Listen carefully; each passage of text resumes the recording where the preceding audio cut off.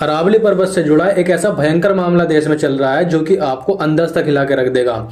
इसके पीछे की पूरी कहानी क्या है आपको शुरू से बताता हूँ। देखो, जब भी हमारे देश में बड़ी बड़ी बिल्डिंगें बनाई जाती हैं उनमें जो है पत्थर और कंक्रीट और जो है बजरी जो है बहुत भारी मात्रा में उपयोग होता है।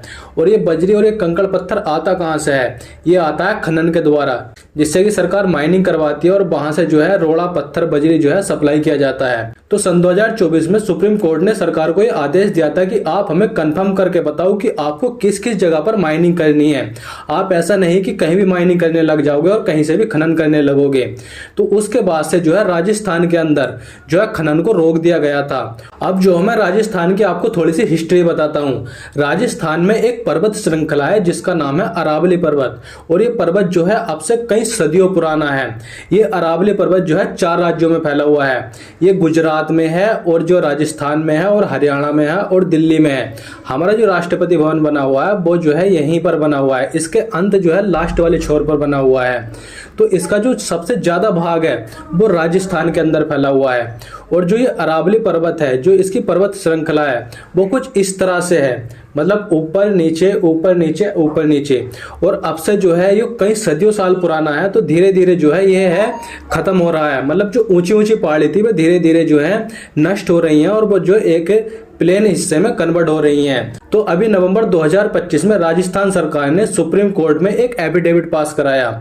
उस एफिडेविट में 2 नियम लिखे हुए हैं।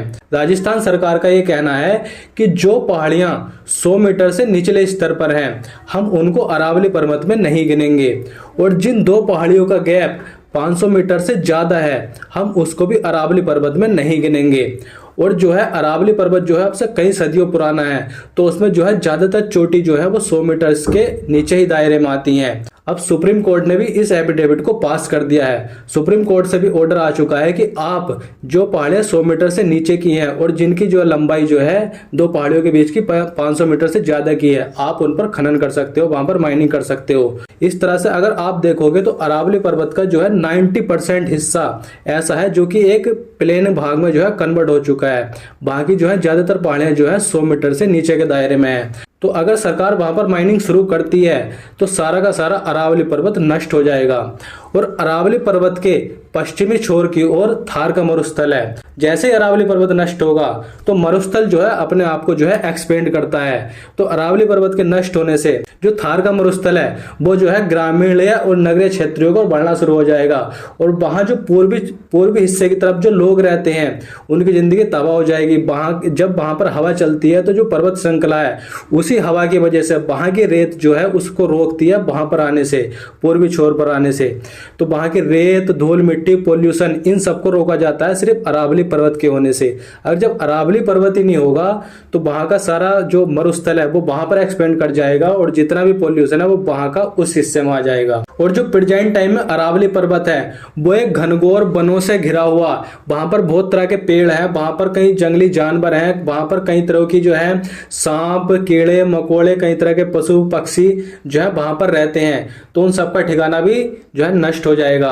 वहां पर जो है जो प्राकृतिक से एक तरह से मैं आपको कहूं तो एक तरह से प्रकृति के साथ छेड़खानी की जा रही है। अब इसके खनन करने से, वहां पर माइनिंग करने से इससे क्या होगा? इसके सरकार की जेब में पैसा जाएगा। और जो बड़े बड़े जो बिल्डर हैं जो बिल्डिंगें बना रहे हैं वहां पर जो है माइनिंग करने से क्या होगा? बजरी, रोड़ा, कंकर, कंक्रीट जो है उनको सप्लाई होगा।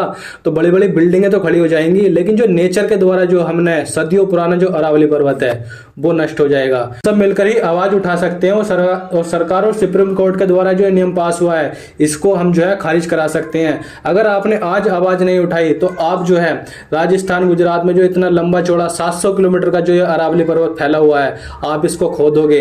आप वहां पर जितनी हरियाली देखते हो आप उसको खो दोगे। नेचर के साथ खिलवाड़ हो रहा है, तो हम सबको एक होना पड़ेगा। और इस वीडियो को ज्यादा से ज्यादा शेयर करो ताकि हर लोगों तक पहुंचे। इतना ही, धन्यवाद भाई साहब।